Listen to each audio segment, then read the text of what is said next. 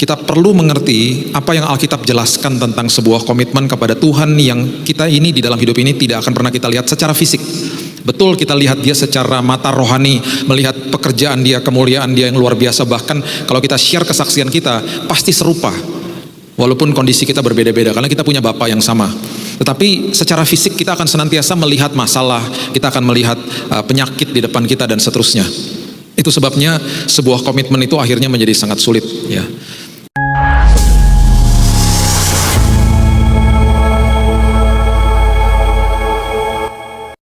Segala kemuliaan bagimu Tuhan, segala hormat kami tunjukkan untuk Tuhan. Kami ada di sini karena kami mau dilawat oleh Roh Kudus sendiri. Itu sebabnya Roh Kudus teduhkan hati kami, Roh Kudus yang mengajar, Roh Kudus yang menjelaskan, dan bahkan Roh Kudus yang meneguhkan firman Tuhan.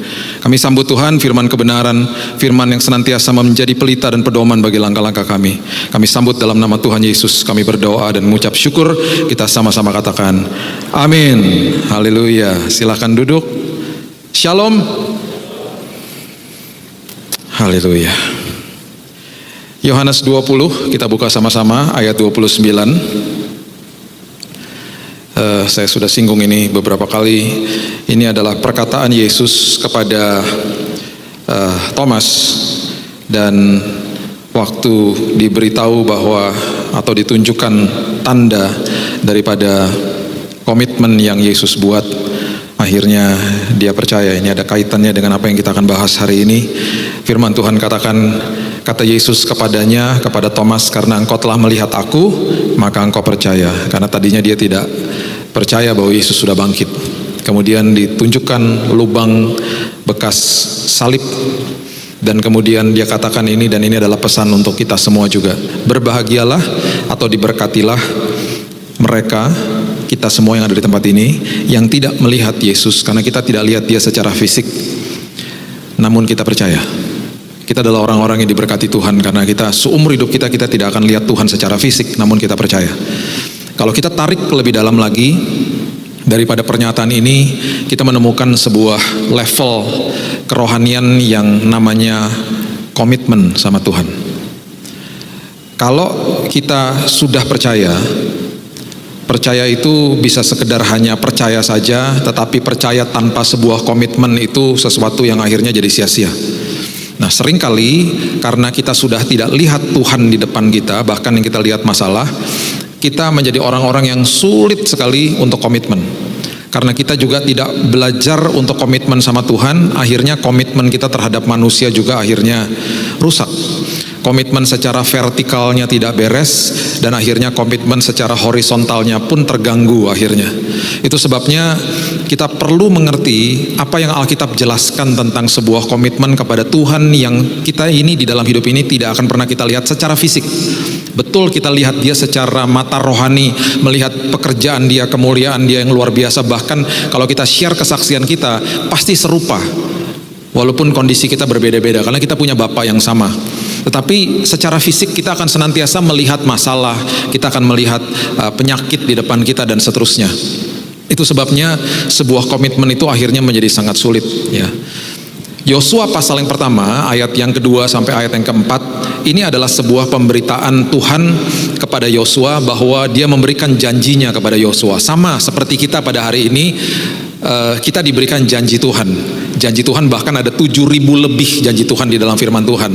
Ini adalah janji yang cukup detail yang diberikan kepada Yosua. Namun setelah itu Yesus akhirnya memberitahu Yosua untuk bagaimana cara menghidupi janji yang Tuhan sudah berikan. Karena setelah janji diberikan, tetap saja Yosua ini sebelum masuk ke dalam tanah perjanjian akan berhadapan dengan kesulitan, berhadapan dengan tembok Yeriko, berhadapan dengan sungai Yordan yang airnya sangat deras, dan seterusnya dan seterusnya. Ayat 2 mengatakan, hambaku Musa telah mati, sebab itu bersiaplah sekarang, seberangilah sungai Yordan ini, engkau dan seluruh bangsa ini menuju negeri yang akan kuberikan kepada mereka, kepada orang Israel itu. Setiap tempat yang akan diinjak oleh telapak kakimu kuberikan kepada kamu, seperti yang telah kujanjikan kepada Musa. Sangat detail janjinya. Dari padang gurun gunung Lebanon sebelah sana itu sampai ke sungai besar, sungai Efrat, seluruh tanah orang Het, sampai ke laut besar di sebelah matahari terbenam, semuanya itu akan menjadi daerahmu. Cukup detail. Kemudian dia katakan lagi, Tuhan katakan lagi, Tuhan seorang pun tidak dapat bertahan menghadapi engkau seumur hidupmu seperti aku menyertai Musa. Demikianlah aku menyertai engkau, aku tidak akan membiarkan engkau dan tidak akan meninggalkan engkau. Itu janji sangat detail. Namun setelah itu ada 4 kali kalimat yang keluar dari mulut Tuhan untuk Yosua supaya dia teguh menghadapi apa yang dia akan hadapi. Itu sebabnya keluarlah kalimat seperti ini di ayat yang ke-6 dikeluarkan kalimat begini. Kuatkan dan teguhkan hatimu. Itu sampai 4 kali diucapkan di Yosua pasal yang pertama saja. Kuatkan dan teguhkanlah hatimu, sebab engkaulah yang akan memimpin bangsa ini, memiliki negeri yang kujanjikan dengan bersumpah kepada nenek moyang mereka untuk diberikan kepada mereka. Memimpin bangsa ini, itu konotasi kepada hidup kita adalah pimpinlah dirimu sendiri. Kalau sudah diberikan janji Tuhan, kalau kita tidak bisa menguasai diri sendiri, karena pribadi yang paling sering berbicara dengan diri kita sendiri adalah diri kita sendiri. Kalau kita tidak menguasai diri kita sendiri dan kita tidak membiarkan Alkitab menguasai hidup kita, kita tidak membiasakan bukan sekedar baca Alkitab tapi Alkitab baca kita. Kalau kita tidak membiarkan itu terjadi, kita akan sangat sulit untuk menguasai hidup sendiri, bahkan menguasai pikiran dan hati kita yang senantiasa setiap hari berkecamuk dengan segala macam masalah yang ada. Semua yang kita lihat di depan kita pasti gak enak. Itu sebabnya Alkitab terus menengungkan firman ini. Engkau adalah orang yang diberkati, walaupun engkau gak lihat aku secara fisik maksudnya, namun kamu percaya, namun kamu percaya. Masuk ke dalam level yang lebih dalam lagi, komitmen sama Tuhan.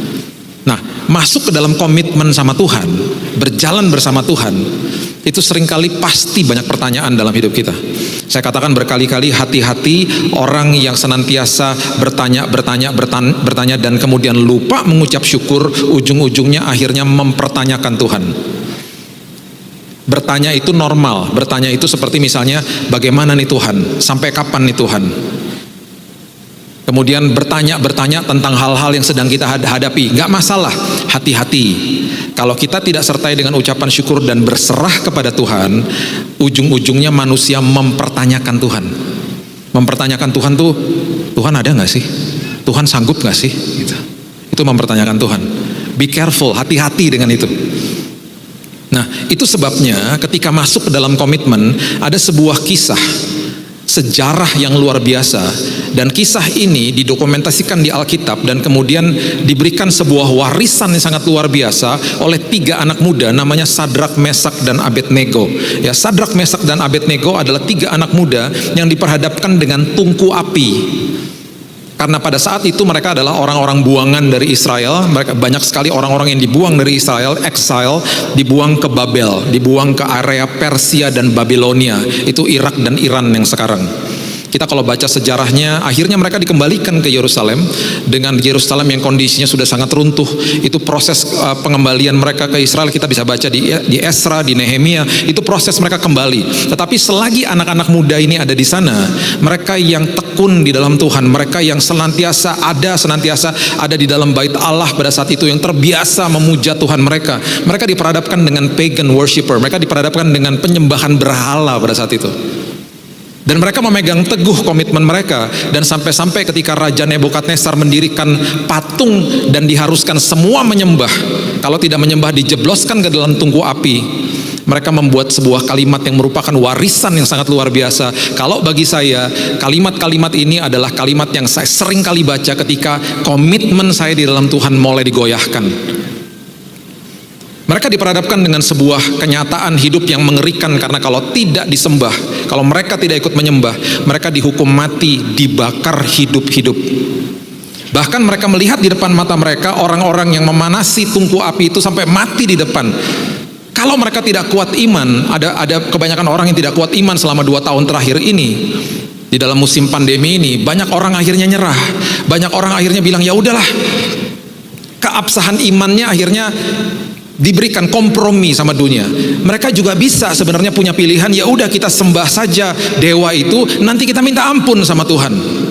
Karena yang mereka lihat di depan mata mereka mengerikan. Kita kalau besar di sekolah minggu, kita mungkin sudah pernah melihat visual-visual daripada Sadrak, Mesak, dan Abednego itu ada di dalam tungku api. Karena kita melihat ada pribadi keempat, siapa itu? Yaitu Tuhan itu sendiri. Malaikat Tuhan menyertai mereka sehingga tidak ada satupun dari sehelai jubah mereka yang terbakar. Kita sudah tahu ujung ceritanya, mereka tuh nggak tahu ujung ceritanya.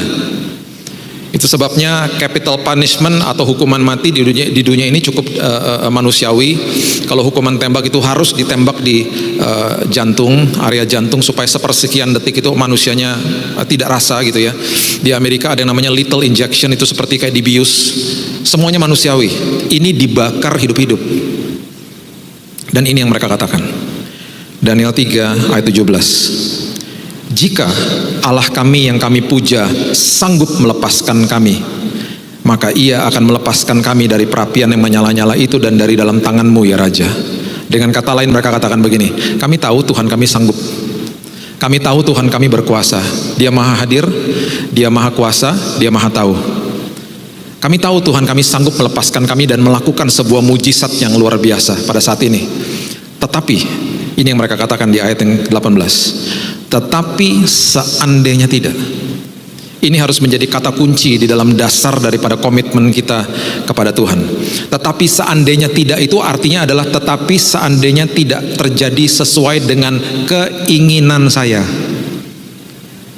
Tetapi kalau tidak terjadi sesuai dengan apa yang saya inginkan, hendaklah Tuanku mengetahui ya Raja, bahwa kami tidak akan memuja dewa Tuanku dan tidak akan menyembah patung emas yang Tuanku dirikan itu. Dengan kata lain mereka katakan begini, kami tahu Tuhan kami sanggup, tetapi kalau tidak ditolong kami tetap akan komitmen, titik. Dengan kata lain, dasar daripada komitmen adalah tidak memberikan kondisi atau syarat kepada Tuhan. Kalau kita bisa belajar dan masuk ke dalam level itu, Tuhan, apapun yang Tuhan biarkan terjadi bagi saya, apapun yang Tuhan buat untuk saya, apapun yang Tuhan rancangkan buat saya, karena itu rancangan Tuhan bukan rancangan saya percaya Tuhan pasti membawa kebaikan bagi saya. Walaupun saya nggak tahu, walaupun mungkin mereka katakan kami nggak akan tahu jawaban Tuhan sampai saya ketemu Tuhan di surga, kalau kami harus mati martir di tungku api itu. Dengan kata lain begitu. Ketika kita bisa masuk dan belajar untuk ada di level itu, kita bisa belajar komitmen tanpa kondisi kepada Tuhan, kita akan lebih mudah untuk bisa berkomitmen kepada manusia secara horizontal, karena vertikalnya udah beres. Itu maksudnya. Tahun 2017 teman saya ini menikah. Teman saya ini dengan istrinya ini sekolah Alkitab sama-sama di Beji, Batu Malang. Mereka dikaruniai satu orang anak dan mereka terjun ke dalam dunia pelayanan, khususnya mereka melayani di gereja orang tuanya di area Jakarta.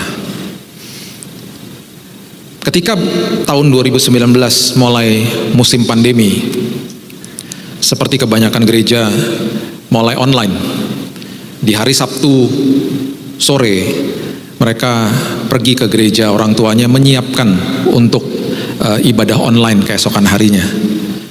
Jadi suaminya ini, teman saya ini dengan istrinya dan anaknya masih 1 tahun, dibawa untuk menyiapkan pelayanan buat besok. Setelah selesai mereka pulang ke rumah, dan waktu mereka membuka pintu rumahnya, mereka mendapati bahwa rumahnya sudah penuh dengan gas, karena gasnya bocor. Mereka nyalakan lampu, harusnya nggak boleh nyalakan lampu katanya, dan kemudian mereka mulai buka jendela-jendela. Dan saat itu istrinya kasih tahu suaminya, colokin itu aja fan supaya gasnya cepat keluar. Udah dimatikan dulu yang bocor, tapi masih bau. Sang suami mulai nyolokin kipas angin ke colokan listrik. Biasanya colokan listrik itu kalau dicolokin suka ada percikan api sedikit. Rupanya saat itu ada percikan api dan tiba-tiba rumahnya meledak. Hal pertama yang dilakukan oleh teman saya ini ketika dia sadar, segera mencari anaknya yang masih 1 tahun. Dan rupanya anak itu sudah tertimpa plafon rumah saat itu. Istrinya lari keluar. Dalam kondisi berlari keluar, mobilnya yang terparkir di garasi meledak. Dan istrinya kena sambaran api dan mengalami luka bakar sampai 90%. badannya. Teman saya dan anaknya mengalami juga luka bakar 60% dari badannya. Selama mereka lagi pergi ke rumah sakit, dilarikan ke rumah sakit, sang istri memuji Tuhan dengan menyanyikan lagu rohani dan terus katakan, Tuhan itu baik. Sampai di UGD, teman saya ini mendengar teriakan istrinya karena kulit-kulit yang habis kebakar itu harus dicabut. Istrinya setelah mengalami tindakan itu akhirnya dimasukkan ke ICU, karena pada saat yang bersamaan juga dia mengalami atau dia terdeteksi kena COVID. Istrinya ada di ICU selama 28 hari dan akhirnya meninggal. Minggu lalu saya ketemu dengan teman saya ini. Saya undang dia ngobrol-ngobrol di podcast saya. Ketika saya dengar kisah detailnya, saya pun menangis. Dia pun menangis. Dan saya gak pernah lupa, ketika di ujung daripada itu semuanya, dia masih katakan begini, sampai kapanpun Kak, Tuhan Yesus itu baik. Bagi saya, itu adalah komitmen seseorang kepada Tuhannya yang dia tidak bisa lihat. Bahkan yang dia lihat adalah kematian istrinya. Dan dia tidak berjumpa lagi sama istrinya.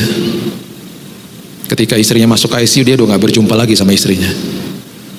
Untuk dia mengatakan itu, dan saya dengar sendiri perkataan dia, itu mengingatkan saya, dan saya bilang sama dia, hidupmu menjadi inspirasi bagi banyak orang. Contoh daripada seseorang yang tidak memberikan kondisi kepada Tuhan.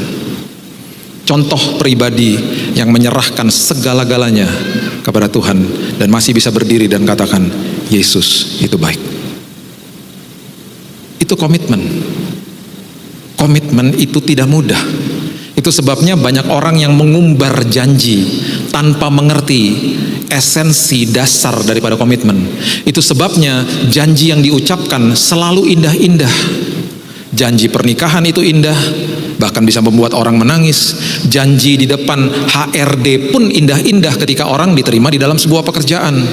Biasanya kalau kita ngomong sama orang HRD dan tanya apa sih yang biasanya calon karyawan itu katakan, biasanya yang paling sering mereka katakan gini, saya akan berikan yang terbaik. Biasanya kan gitu. Masuk dalam pelayanan juga gitu, saya akan berikan yang terbaik. Dan semua pasti indah-indah di awal. Karena di awal itu manusia mengalami yang namanya kasih mula-mula. Kasih mula-mula itu kuasanya besar, dampaknya besar, semangatnya besar.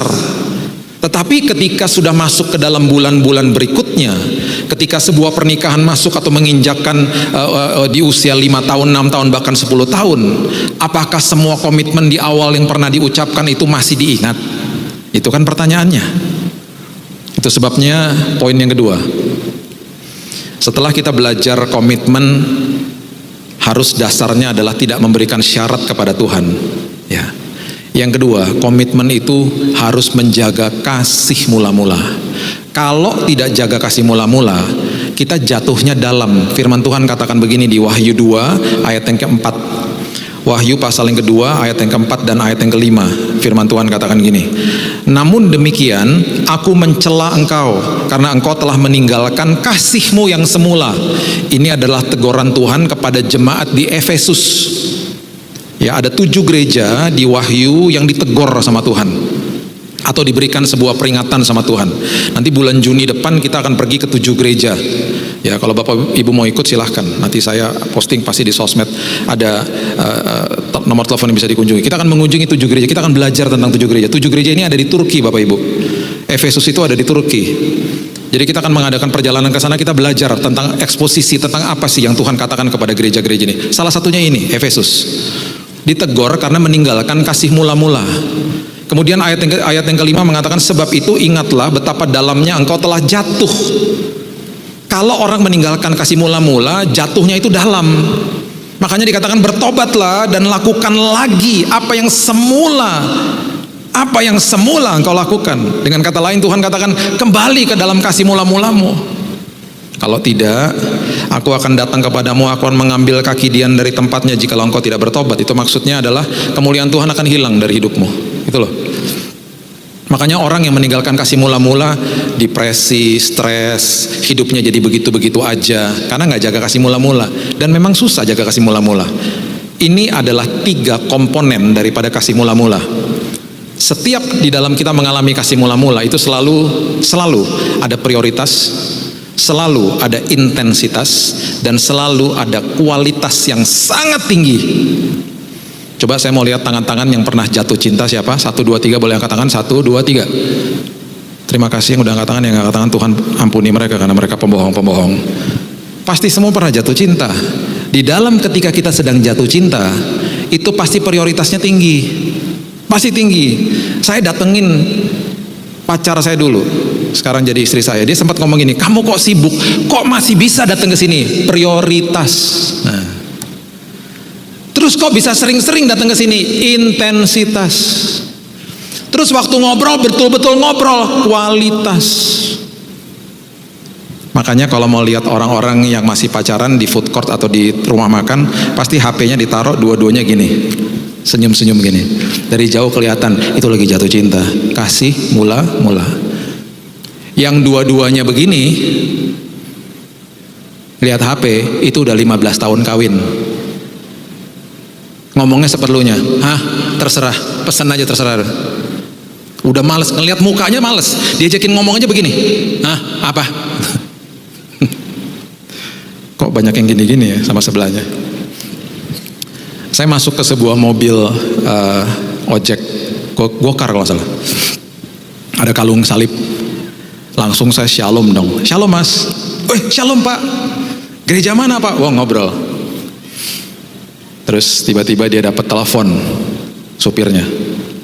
Pertama baik-baik ngomongnya, dapat telepon tiba-tiba gini. Ya, kenapa? Aku lagi sama penumpang, bawel banget sih, telepon-telepon mulu, prok ditaruh teleponnya. Siapa mas? Istri saya katanya. Wih, galak banget mas. Emang mas waktu pacaran kayak begitu? Ya enggak lah pak. Kalau pacaran begitu ya saya nggak dapet dia gitu. Lah kenapa sekarang begitu? Bawel mas. Lagian saya udah bosan sama dia. Lah gimana? Makanya ya orang itu kalau di awal luar biasa. Lagi jatuh cinta sama Tuhan, coba ngajakin ngopi, nggak akan mau. Besok hari Senin ngopi sama aku, nggak bisa. Aku ada FA. Hebat loh, kamu FA ya? Iya, jatuh cinta bro. Hari Selasa, nggak bisa, FA kedua. Banyak banget FA, semua FA aku datengin. Rabu, nggak bisa, FA ketiga. Banyak banget, iya, semua rumah aku datengin, makan gratis. Kurang ajar. Kamis nggak bisa, doa puasa, manyar jam 10 pagi. Malam nginden, dua malam. Kalau ada 2 subuh aku datengin juga, nggak ada yuk Betani. Kalau ada 2 subuh aku dateng juga tuh. Jumat nggak bisa, latihan sama anak-anak musik. Sabtu, youth, kan kamu udah tua. Jangan salah, youth aku datengin, gara-gara sekolah minggu aku datengin. Semua level firman Tuhan aku ikutin. Haus. Minggu nggak bisa, 3 kali ibadah nginden. Pagi-pagi aku udah di gereja, jam 6 udah doa. Aku lagi mau minta kunci gereja, kalau bisa aku tinggal dalam gereja. Cinta bro, sama Tuhan cinta. Orang-orang kayak begitu tungguin aja 6 bulan lagi, tanya lagi. Udah bisa ngopi nggak? Oh bisa lah, fleksibel sekarang waktunya. Udah lupa biasanya. Saya nggak bilang kita harus ke gereja tiap hari, tapi orang-orang yang mengalami kasih mula-mula tuh kayak gitu, semangatnya tinggi. Perhatikan ini baik-baik. Orang yang menjaga prioritas, intensitas, dan kualitas itu sama dengan konsisten. Orang yang konsisten itu jarang. Orang yang konsisten dimintai pendapat sama orang lain. Orang yang konsisten jadi berkat bagi orang lain. Orang yang konsisten dipercaya. Bahkan Tuhan percaya sama dia. Paulus mengatakan begini, kalau kamu mau mendapatkan pewahyuan yang lebih dalam, kamu harus menjadi orang yang dipercaya. Itu firman Tuhan. Makanya ya banyak orang nggak masuk sini keluar sini firman Tuhan, nggak dapat pewahyuan karena apa? Nggak konsisten hidupnya. Banyak orang cari jalan pintas. Berapa banyak diantara kita yang kena macet, terus kita cari jalan pintas, tambah macet, tambah akhirnya nggak karu-karuan, tambah lama. Kenapa orang cari jalan pintas? Karena nggak sabar. Kenapa orang cari jalan pintas? Karena nggak nyaman, karena semua proses nggak nyaman. Jaga kasih mula-mula, jaga prioritas, jaga intensitas, jaga kualitas. Kita akan menjadi orang-orang yang konsisten. Saya masih telepon-teleponan sama bekas pacar saya dulu. Saya menikah sama sahabat saya. Saya masih telepon-teleponan sampai hari ini. Anak kami udah 22 tahun dan 15 tahun. Setiap kali keluar kota masih kadang-kadang bingung dan ngomong, semua udah diomongin, cuman diem-dieman aja di telepon. Karena mau dengar suaranya aja. Masih sampai hari ini. Tadi malamnya masih telepon-teleponan sama istri saya. Selalu begitu. Dulu waktu pacaran bukain pintu mobil, sekarang masih bukannya, masih lah, karena dia bilang ini aku juga bisa, saya balas lagi, aku juga tahu. Konsisten. Saya mau hidup saya konsisten, dan itu adalah keputusan yang kita ambil setiap hari. Yuk kita jaga prioritas, kita jaga intensitas, kita jaga kualitas ya. Besok kalau saya pulang, istri saya akan jemput saya di airport. Dan saya akan nyupir, dia akan duduk di sebelah saya. Dia akan taruh HP-nya, dia akan ngobrol sama saya. Gimana nginden kemarin? Ketemu siapa aja? Ngapain aja? Nanti berbalik saya nanya, kamu ngapain aja? Itu pasti ngobrol sampai pulang, 30 menit dari airport ke rumah saya. Temen ngobrol saya. Dari dulu sampai sekarang. Dan itu yang saya katakan, yuk kita hidupnya konsisten. Supaya yang paling diberkati adalah siapa? Anak-anak. Karena mereka lihat orang tuanya konsisten. Mau dipercaya sama Tuhan, hiduplah konsisten. Dipercaya perkara besar sama Tuhan. Yang ketiga, semua komitmen pasti diuji. Nggak mungkin enggak. Pasti diuji. Masalahnya kita melihat dalam kacamata cobaan. Itu yang bahaya. Itu yang perlu dimengerti. Ya, 1 Petrus 1 ayatnya yang ke-6 sampai 7 katakan begini. Bergembiralah akan hal itu, sekalipun sekarang ini kamu seketika harus berduka cita oleh berbagai-bagai pencobaan, maksudnya trials atau ujian ya. Walaupun sekarang kamu harus sedih, kamu harus berduka cita pada saat ini, namun bergembira. Ini kan ironis. Ini kan sebuah kalimat yang paradoks, bergembira walaupun lagi berduka cita. Kamu bergembira kenapa? Karena ini adalah kesempatan untuk kamu belajar, karena kamu belajar sesuatu, karena kamu sedang diuji, maksudnya gitu. Maksud semuanya itu ialah untuk membuktikan kemurnian imanmu yang jauh lebih tinggi nilainya daripada emas yang fana. Diuji kemurniannya dengan api, sehingga kamu memperoleh puji-pujian, kemuliaan dan kehormatan pada hari Yesus Kristus menyatakan dirinya. Udah pasti Tuhan akan nyatakan dirinya. Ada hal-hal yang kita akan termanifestasi, kita akan lihat hasil-hasilnya. Waktu lagi lewatin memang gak enak. Itu sebabnya begini caranya. Setiap kali ada pergumulan hidup, langsung kita harus switch paradigma kita. Tuhan, ini ujian. Jangan berpikir ini cobaan. Seringkali gini, cobaan itu adalah mengeluarkan kelemahan saya dan memakai kelemahan itu untuk menghancurkan saya. Itu cobaan. Jadi contohnya gini, misalnya kita orangnya gampang pemarah, kita orangnya yang cepat tersinggung. Ada sesuatu yang memicu kemarahan kita akan tidak berpikir bahwa ini ujian, kita akan terus marah-marah aja terus. Kita nggak pernah mau berubah akhirnya. Mengeluarkan semua tekanan akan mengeluarkan kelemahan kita. Dan ketika kelemahan kita keluar, ketika kita tidak paham dengan baik dan benar, kita akan terus ngikutin kelemahan kita. Akhirnya yang orang sering marah terus aja marah. Lama-lama dia menyalahkan semua orang. Kenapa semua orang tinggalin saya? Ya kamu suka marah, kamu dikit-dikit tersinggung, kamu sensitif. Lihat dari kacamata ujian. Jadi gini, kalau ada masalah gini, akan sama-sama seperti cobaan, mengeluarkan kelemahan saya. Tetapi kalau ujian, saya akan pakai kelemahan itu untuk membuat saya lebih baik. Itu ujian. Kalau cobaan, mengeluarkan kelemahan saya dan memakai kelemahan itu untuk menghancurkan saya, itu yang iblis lakukan. Iblis lakukan itu selalu. Kita harus rubah, kita bilang ini, enggak, saya tidak mau begitu lagi. Walaupun kelemahan saya akan keluar, saya akan pakai ini untuk membuat saya lebih baik. Makanya namanya sekolah kehidupan. Mata pelajarannya 1 Korintus 13 ayat 4 sampai 7. Mata pelajarannya tertulis semua di situ. Kasih itu sabar, murah hati dan seterusnya. Jangan kaget kalau kita lihat mata pelajaran itu semuanya belum lulus. Lah, belum lulus semuanya. Enggak apa-apa, sekolah kehidupan. Enggak akan berhenti sampai Yesus datang, gitu loh. Jadi kalau kita lihat itu dengan kacamata ujian, kita merdeka. Makanya namanya ujian matematika. Ketika dapat hasilnya ada nomor yang salah, nomor 2 salah. Oh itu berarti kelemahan saya nggak belajar, saya nggak ngerti formulanya. Ketika saya belajar lagi diuji bisa nggak? Bisa. Makanya namanya ujian matematika, bukan cobaan matematika. Namanya ujian nasional, bukan cobaan nasional. Anak-anak siap-siap, minggu depan akan ada cobaan nasional. Bingung. Ujian nasional, diuji. Jadi kalau kita mengerti itu dengan baik dan benar, merdeka. Saya pun ngalami itu. Kira-kira 10 tahun yang lalu saya bergumul dengan yang namanya motor di Jakarta, karena ada 16 juta motor di Jakarta. Tidak seperti di Surabaya. Di sini manis-manis. Di Jakarta pembawa motor nggak semuanya, tapi mayoritas kurang ajar. Mobil disalip, nanti ketabrak dia yang marah. Ya, mobil disalip, daging saya juga disalip, ya kan? Disalip, nggak kaget, saya klakson, dia berhenti, dia buka helm, dia tantangin berantem. Apa lo, keluar ya, gitu. Hamba Tuhan manusia juga. Apalagi ada darah Manado, ada panas-panasnya, suka makan sambal.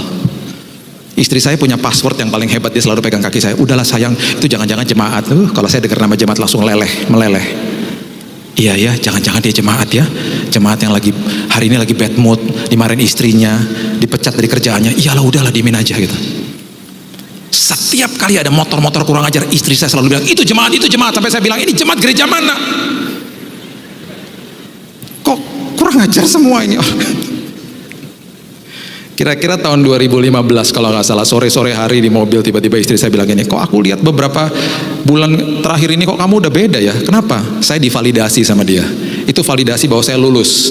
Yang bisa memvalidasi kita adalah orang terdekat dengan kita. Aku lihat kamu berkali-kali di pepet-pepet motor-motor, kamu kok tenang aja, diam aja ya. Kamu udah lulus kayaknya ya. Belajar ketika ada pergumulan, jadikan itu ujian. Hari ini kalau Tuhan ajak kita pergi ke Singapura misalnya, ya, kemudian dia ajak kita dengan 2 opsi. Yang pertama naik pesawat dari Surabaya sampai Singapura 2 jam sampai. Yang kedua, opsi kedua jalan kaki 1 bulan baru sampai. Pilih yang mana, jangan bohong. Naik pesawat lah pasti ya, ngapain Tuhan jalan kaki, jauh amat, kurang kerjaan amat sih Tuhan gitu. Contoh, misalnya saya ketemu sama seseorang di pesawat, ya, sama taruhlah nih saya baru kenalan di pesawat, ya. Saya akan ngobrol-ngobrol sama dia, ternyata jemaat Nginden. Oh, apa kabar mas? Oh, jemaat Nginden toh. Oh, oke. Terus kemudian kita terpotong sama tidur, makan, sampai di Singapura tukar-tukaran nomor HP. Tiba-tiba satu hari ketemu lagi di Tunjungan Plaza sama orang ini. Si Allah taruh ya namanya. Terus saya panggil, mas ingat gak Billy botak Garuda Singapura?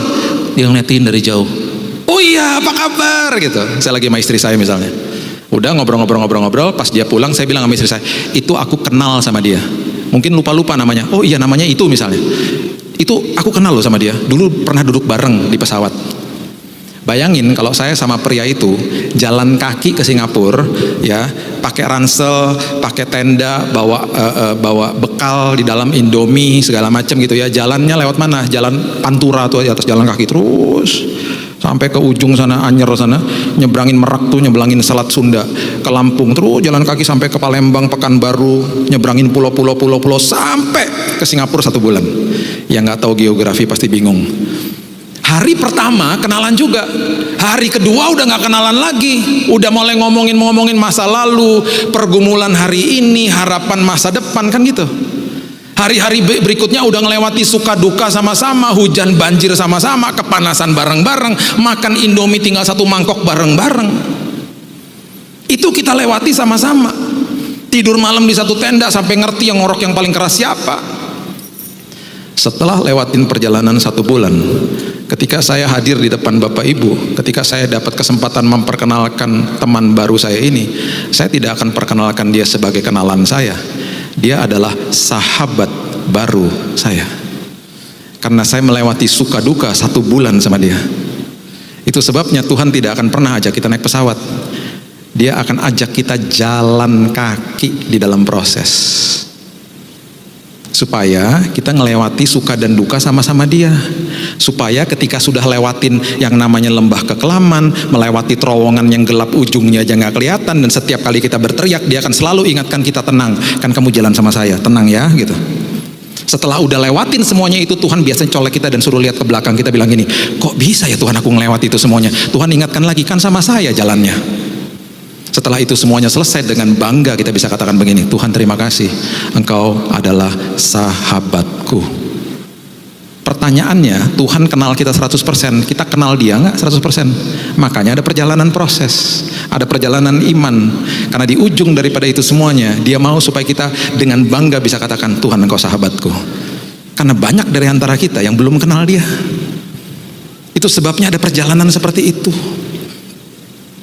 Saya nggak pernah lupa ketika anak saya Raina ini masih kecil, kami suka pergi dating berduaan dan kami seringkali terjebak di belakang lift. Ketika lift masih rame gitu ya, dan kami seringkali terjebak di belakang lift, pendeknya dia hanya segini, dan seringkali dia tarik-tarik celana saya, dia bilang, "Dad, lift me up, angkat dong, gendong dong." Dan berkali-kali saya bilang sama dia, "Kak, kamu duduk di situ, Kak, kamu berdiri dulu di situ." Susah ngangkatnya, karena liftnya penuh orang. Kalau aku harus berlutut lagi, susah. Kamu berdiri dulu sebentar aja, sebentar lagi pasti selesai, liftnya kebuka. Sampai satu hari, saya baru paham bahwa pemandangan dia di belakang itu, di bawah itu betul-betul nggak enak. Bapak Ibu bisa bayangkan berdiri di belakang lift, pendeknya cuma segini. Semua orang kan ngadepnya ke sana. Pemandangan di depan dia tuh nggak nyaman. Yang udah ketawa-ketawa dapat pewahyuan, yang belum ketawa-ketawa tanya sama sebelahnya, maksudnya apa ya? Gitu. Yang masih belum mengerti juga segera berdoa, tanya Roh Kudus. Kalau terjadi kejadian-kejadian yang tidak diinginkan, kena duluan anak saya. Ya, saya sudah dengar ada yang sudah mendapatkan pewahyuannya, yang belum ngerti juga tanya sama temannya, kalau temannya nggak ngerti juga setelah ibadah, datanglah ke sebuah mall, berdiri di lift yang rame, pergi ke belakang dan kemudian begini. Oh iya, ngerti aku sekarang. Nah, nanti paham deh. Di saat itu ketika saya tahu bahwa dia betul-betul nggak nyaman di bawah, saya gendong dia. Saya minta permisi sama Mas di depan. Mas permisi ya Mas, mau gendong anak saya dulu. Saya gendong dia. Dan saya nggak pernah lupa ketika saya gendong di tangan saya, mukanya begini. Lega. Pertanyaan yang paling penting, ketika mukanya lega, liftnya masih rame nggak? Masih, bahkan tambah rame. Kenapa lega? Karena pandangannya setinggi sama pandangan saya. Kalau lagi lewati masalah, jangan ngeluh, jangan nangis-nangis sama Tuhan. Bilang gini, Tuhan gendong aku Tuhan. Tiba-tiba kita akan rasa damai sejahtera, sukacita, hikmat, pengharapan dari Tuhan. Masalahnya masih ada, kadang-kadang tambah berat. Tapi kita bisa lewati semuanya karena kita lihat dari perspektifnya Tuhan. Tinggi lihatnya. Setiap kali lewati masalah, selalu punya prinsip seperti itu. Ini kesempatan bagi aku untuk berubah. Ini kesempatan bagi aku untuk makin diuji, makin dimurnikan sama Tuhan. Dan setelah melewati itu semuanya, setelah kita mengerti komitmen itu tidak berkondisi. Komitmen berarti menjaga kasih mula-mula. Komitmen itu diuji. Komitmen akan menghasilkan tanda. Orang yang komit pasti ada tandanya. Beberapa hari lalu Serena Williams, pemain tenis wanita yang paling luar biasa, baru pensiun. Pemain tenis kalau komitmen, tangannya itu besar, lengannya itu besar sebelah karena pegang raket terus. Kalau mau ngadu sama orang main tenis, kalau lihat tangannya sama besarnya nggak komitmen dia. Kalau tangannya besar sebelah itu komitmen, karena semua komitmen pasti ada tandanya. Baik itu merupakan pengetahuan, orang yang mengerti tentang bidang tertentu, dia akan bisa jelaskan dengan sangat luar biasa. Itu tandanya. Domingus yang tahun 99 dipenggal kepalanya karena gak mau menyangkal Yesus, bertemu dengan Yesus, kembali lagi ke tubuhnya, Tuhan kembalikan hidupnya. Itu masih ada tandanya di sini. Tanda-tanda kesaksian. Jadi orang-orang anak-anak Tuhan, kalau ikut Tuhan, kalau berkomitmen dengan Tuhan, pasti ada tandanya. Seringkali tandanya itu merupakan sebuah kesaksian hidup. Beberapa tahun yang lalu saya ada di kota Makau dengan teman saya. Anak-anak waktu itu masih kecil-kecilnya, kira-kira kejadian mungkin sekitar 12 tahun lalu kalau nggak salah. Masih kecil-kecil anak-anak. Jadi saya bawa kereta anak. Satu hari kami mendengar ada sebuah mall, sebelahnya ada hotel sama seperti di Jakarta, dan di mall itu food courtnya besar, katanya ada makanan-makanan enak. Jadi karena mau makan siang, kami pergi ke sana. Kami dengar juga bahwa ada bus gratis yang mengantar kita ke hotel itu. Hotelnya hotel bintang 5, sebelahnya ada mallnya. Jadi kami cari terminal bus itu, kami naik busnya. Waktu sampai di terminal bus, sampai di busnya, saya lihat supirnya lagi duduk tenang-tenang. Saya mau masukin kereta anak saya di bagasi bus. Kalau bus itu bagasinya bukan di belakang tapi di samping toh. Jadi saya lihat supirnya diam aja, saya buka sendiri bagasi busnya, saya masukin kereta anak saya tutup, saya naik ke atas. Singkat cerita sampai di hotelnya ya, karena mungkin barang saya sendiri cuman di bawah bus itu nggak ada barang lain. Itu tergoyang-goyang, tergeser-geser kereta anak saya. Waktu kami turun, semua penumpang turun, ya ini posisi supir di sini, pintu bus kebuka dari sana, penumpang turun, itu bagasi kan di sebelah kiri. Saya lihat supirnya diam lagi, saya buka sendiri, saya lihat aduh kereta anak saya udah masuk ke dalam. Saya merangkak masuk ke dalam, saya lagi meraih kereta anak saya, tiba-tiba saya dengar pintu busnya ketutup, berarti penumpang udah turun semua. Tiba-tiba busnya jalan. supirnya harusnya kalau lihat kaca spion di sebelah kiri, dia bisa lihat itu bagasinya masih kebuka. Dia kurang teliti, dia jalan. Harusnya saya diem aja di dalam bus karena aman. Ini enggak, saya keluar, saya loncat langsung keluar. Waktu loncat keluar itu sempat koprol 2 kali, sakit, kena itu ya, kena konkrit di situ. Jadi saya loncat 2 kali sampai koprol 2 dan berdiri di depan lobi dan kesakitan luar biasa. Tapi puji Tuhan nggak apa-apa, busnya terus melaju. Sampai dia mau keluar dari pelataran parkir, ada satpam yang puji Tuhan dia melambai-lambaikan tangannya dan akhirnya busnya stop. Karena kereta anak saya masih di dalam situ. Dia keluar, satpamnya marah-marah sama dia. Itu bayangin ya, orang-orang di lobi hotel teriak-teriak tuh supir nggak dengar. Karena waktu saya masih di dalam itu semua orang teriak-teriak, stop, stop, supirnya nggak dengar. Dia tetap aja jalan. Sampai akhirnya dia turun dari bus, dia dimarah-marahin sama satpamnya. Saya jalan ke arah bus bertertati-tati dengan kesakitan yang luar biasa karena kereta anak saya masih di situ. Waktu dia ketemu sama saya, dia langsung sujud-sujud minta maaf dan segala sesuatu. Dia pokoknya sampai sujud-sujud. Saya bilang ini udahlah, yang penting lain kali kamu hati-hati. Saya kesal juga ya, cuman dalam hati puji Tuhan saya nggak ada apa-apa. Saya cuman pegel aja sedikit kaki saya. Saya ambil kereta anak saya karena anak-anak saya dan anak-anak teman saya udah kelaparan mau makan. Saya bilang ya udahlah, lain kali hati-hati, udahlah. Saya nggak mau urusan apa-apa, nggak mau panjang-panjang. Saya kembali. Waktu kembali ke lobi hotel, itu orang-orang di situ, tamu-tamu di situ, sama teman saya bilang gini, kamu harus tuntut hotelnya. Itu ada terekam CCTV. Kamu tuntut aja hotelnya. Kami jadi saksi mau, katanya mereka. Ini kurang ajar, ini nggak benar. Ini bisa mencelakakan orang, katanya gitu. Terus teman saya waktu sebelum kita masuk ke dalam, teman saya bilang gini, tadi waktu kamu koprol 2 kali keren banget, kayak Fast and Furious, kayak James Bond, ampun keren banget. Kamu mesti minta tuh rekaman CCTV-nya, kirim ke Hollywood, kamu dapat kerjaan stuntman luar biasa loh. Aku bilang Fast and Furious sakit tahu, pegel kaki gua. Puji Tuhan saya nggak apa-apa. Saya tulis surat komplain, saya tulis dan saya kasih email saya di lobi hotel. Kemudian kita pergi makan. Kami pulang ke Indonesia, saya dapat email dari hotelnya. Mereka malu. Mereka katakan gini, Pak, kalau bisa jangan disebarluaskan masalah ini. Kalau bisa kita settle sendiri aja ya. Kalau Bapak ada keperluan medis, ada kerugian, kita akan bayar segera. Kasih aja risitnya, kami akan lunaskan. Yang penting selesai di sini. Teman saya lagi di rumah, waktu saya baca dia lagi di rumah. Teman saya ini rada-rada bandel. Dia bilang gini, bro, kita tulis aja ada perawatan medis. Nanti gue buatin palsuin aja 200 juta. Supaya lu dapat ganti 200 juta. Lu tau gak kenapa lu harus dapat ganti 200 juta? Karena lu layak, kamu tuh layak. Kamu layak katanya. Karena kamu dirugikan, dia bilang gitu. Itu ya waktu malam-malam mau tidur. Itu suara itu terngiang-ngiang loh di telinga saya. Kamu layak, kamu layak, kamu layak. Hamba Tuhan manusia juga, layak, layak.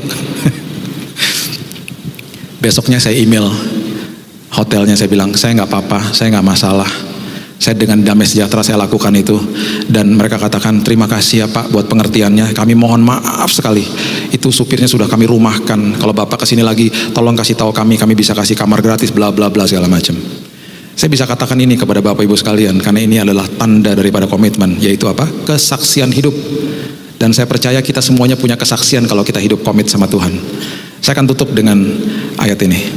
Lukas pasal yang ke-24 ayat yang ke-38 sampai 39. Ini adalah tanda daripada Tuhan Yesus Kristus ketika dia diragukan. Dia katakan, akan tetapi ia berkata kepada mereka, mengapa kamu terkejut dan apa sebabnya timbul keraguan-raguan di dalam hati kamu? Lihatlah tanganku dan kakiku, aku sendirilah ini. Rabalah aku dan lihatlah, karena hantu tidak ada daging dan tulangnya seperti yang kamu lihat ada padaku. Dia kasih lihat tandanya, tanda komitmen, sehingga akhirnya murid-muridnya, khususnya Thomas, percaya. Kesaksian hidup kita akan membawa dampak bagi orang lain. Ketika kita masih bayi, kita akan menggenggam erat jari daripada orang tua kita. Ketika kita beranjak masuk ke balita, kita akan pegang erat mainan kita. Bahkan kita bisa berantem sama anak yang lain kalau mereka berusaha merebut mainan kita. Kita beranjak masuk ke dalam usia remaja, kita memegang erat HP, ponsel yang baru dikasih. Beranjak jadi pemuda, kita pegang erat tangan pacar. Masuk jadi mahasiswa, kita pegang erat ijazah. Masuk jadi eksekutif muda, kita pegang erat anak tangga karir kita. Masuk sebagai suami atau istri, kita pegang erat tangan pasangan kita. Masuk dalam zaman pensiun, kita pegang erat alat-alat berkebun atau mungkin stick golf. Masuk ke dalam umur usia senja, ada kemungkinan pegang tongkat atau pegang tempat tidur di rumah sakit. Mungkin hari ini kita harus melepaskan semua genggaman-genggaman yang kita selama ini berpikir bahwa itu adalah sesuatu yang saya mau komit. Lepaskan genggaman-genggaman lain dari hidup ini dan genggam tangan Yesus. Dan tahu bahwa ketika aku menggenggam tangannya, ketika aku berkomit sama dia, ujung daripada perjalanan hidupku pasti aman dan nyaman. Karena komitmen kepada Tuhan, pengharapan kepada Tuhan tidak pernah mengecewakan. Berikan tepuk tangan kita untuk Tuhan kita. Haleluya. Terima kasih Tuhan. Hamba-Mu stop sampai di sini. Firman Tuhan terus berbicara di hati kami. Ini Tuhan kami mau berikan komitmen kami kepada Tuhan. Komitmen itu gak mudah. Komitmen kami harus komitmen yang tanpa syarat kepada Tuhan. Ketika kami belajar seperti itu Tuhan, kami akan lebih mudah untuk memberikan komitmen kami kepada manusia. Kami mau jaga kasih mula-mula kami Tuhan. Kami tidak mau tinggalkan kasih mula-mula kami. Kami mau berbahagia ketika ujian itu datang, karena itu kesempatan bagi kami untuk terus berubah. Dan pada akhirnya kami menyandang tanda yang luar biasa, yaitu kesaksian hidup, di mana bukan sekedar kami diberkati, orang lain diberkati. Kami mau pegang dan genggam tangan Tuhan sampai selama-lamanya. Karena justru di situ kami menikmati keindahan, kemuliaan, dan pengharapan yang tidak pernah mengecewakan. Ini kami Tuhan, dan ini hidup kami, ini komitmen kami kepada Tuhan. Terima kasih Bapa. Hanya di dalam nama yang indah, Yesus Kristus, kami sudah berdoa dan mengucap syukur. Kita sama-sama katakan, amin. Tuhan berkati.